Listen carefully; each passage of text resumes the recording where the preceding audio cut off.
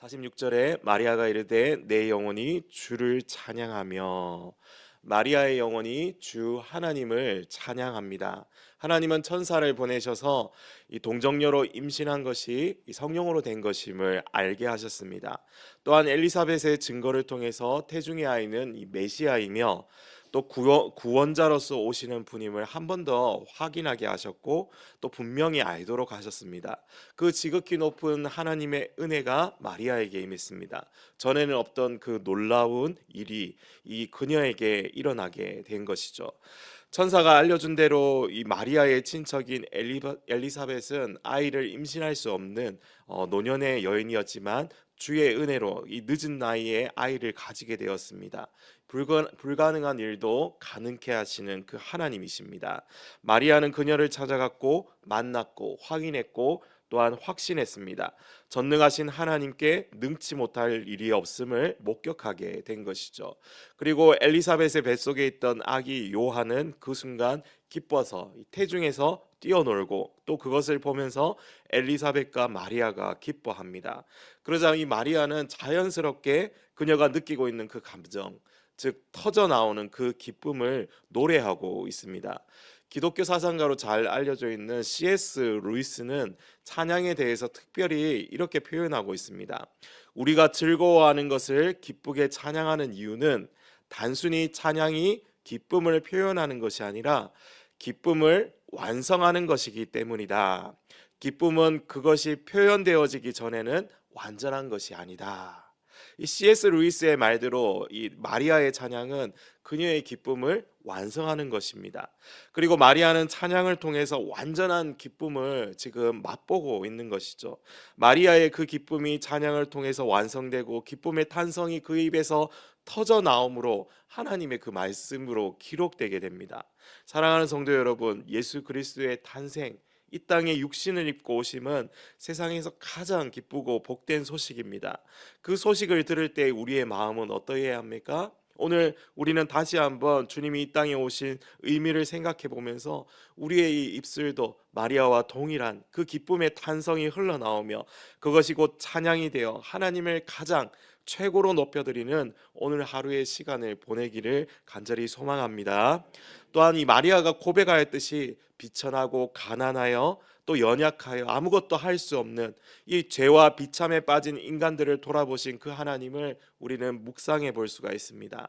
예수님의 오심으로 말미암아 아무것도 아니었던 이 존재였던 그러한 마리아가 복된 사람이라 일컬어지듯이 우리 역시 예수님 때문에, 그 예수님 때문에 영원히 복된 존재로 바뀌게 되었습니다. 죄로 오염된 우리가 예수님의 구속 사역으로 인해 의와 화평과 영생을 얻었고 하나님을 아버지라 부를 수 있게 되었습니다. 죄에 갇혀 죽을 수밖에 없었던 우리가 예수님을 믿음으로 구원을 얻게 되었습니다. 그것 때문에 우리는 항상 기뻐할 수밖에 없는 존재로 바뀌게 된 것입니다. 그리고 교만한 자를 낮추시고 겸손한 자를 높이시는 그 하나님의 은혜를 다시 한번 기억해 봅시다. 부한 자들은 빈손으로 보내시고 오히려 가난한 자들에게 좋은 것으로 채워주시는 그 은혜를 생각할 때에 아브라함과 그 자손 이스라엘을 향한 하나님의 그 애끓는 사랑을 떠올릴 때마다 그것이 지금의 우리와 관련 없는 것이 아니라 우리를 위해 큰 구원의 역사를 이끌어 오신 하나님의 은혜에 대해서 묵상하며 감사로 기쁨으로 찬송으로 나아갈 수 있는 것입니다.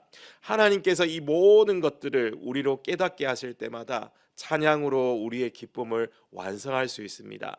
그러할 때 샘솟듯이 솟아나오는 그 기쁨이 우리의 일상을 완전히 바꾸어 놓는 것이죠. 일어나도 감사, 앉아도 찬양, 길을 갈 때에도 누군가를 만나고 동행할 때에도 우리는 이 기쁨과 찬양이 넘치는 일상을 살아갈 수가 있습니다. 그뿐 아니라 고난 중에도 기뻐하고 어려운 일이 있으나 구원의 손으로 붙들어 주실 그 하나님을 신뢰하기에 우리는 여전히 기뻐하며 찬양할 수가 있습니다.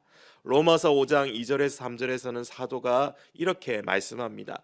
또한 그로 말미암아 우리가 믿음으로 서 있는 이 은혜에 들어감을 얻었으며 하나님의 영광을 바라고 즐거워하느니라. 다만 이뿐 아니라 우리가 환난 중에도 즐거워하나니.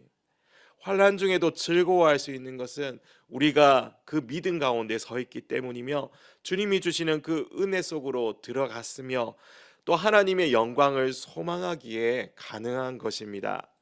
로마서의 말씀처럼 우리는 하나님의 영광과 그분이 주시는 소망 안에서 즐거워해야 합니다. 마리아와 엘리사벳과 세례 요한도 역시 그러한 영광과 소망 안에서 기뻐하는 것임을 우리는 알 수 있습니다. 하나님의 영광에 압도되어서 그리고 완전히 젖어들었을 바로 그때에 가장 자연스럽게 나오는 것이 바로 찬양임을 다시 한번 깨달을 수가 있습니다. 우리 주님이 오신 것은 하나님의 그 지극한 영광 속에서 이루어진 놀라운 일이었습니다. 그것을 목격했던 존재들은 이 땅에서 찬양하지 않을 수가 없었습니다. 거기에는 천군 천사들이 찬양하며 목자들이 찬양하며 주님의 오심을 기뻐하며 증거했습니다.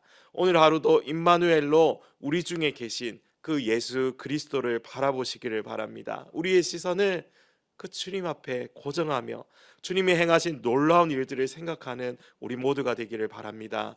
우리 새롭게 시작한 이 한 해의 일상이 그 기쁨으로 물들며 찬양으로 완결하는 놀라운 시간으로 살아내시기를 주님의 이름으로 소망합니다. 우리 함께 말씀을 생각하면서 기도하겠습니다. 하나님, 은혜를 감사합니다. 날마다 이 마음을 가지고 살아가게 하여 주시옵소서. 날마다 찬양의 노래가 끊이지 않는 우리의 삶의 태도가 되게 하여 주시옵소서. 어떤 상황, 어떤 환경, 어떤 사람을 만나고 어떤 일을 겪는다 할지라도 우리를 사랑하시는 하나님의 그 사랑에서 끊을 수 없음을 기억하면서 날마다 성령의 삶을 살아가는 모든 성도들 되게 하여 주시옵소서. 감사드리오며 예수님의 이름으로 기도드립니다. 아멘. 하늘에 계신 우리 아버지여, 이름이 거룩히 여김을 받으시오며 나라가 임하옵시오며 뜻이 하늘에서 이루어진 것 같이 땅에서도 이루어지이다. 오늘 우리에게 일용할 양식을 주시옵고 우리가 우리에게 죄 지은 자를 사하여 준 것 같이 우리 죄를 사하여 주시옵고 우리를 시험에 들게 하지 마시옵고 다만 악에서 구하시옵소서. 나라와 권세와 영광이 아버지께 영원히 있사옵나이다. 아멘.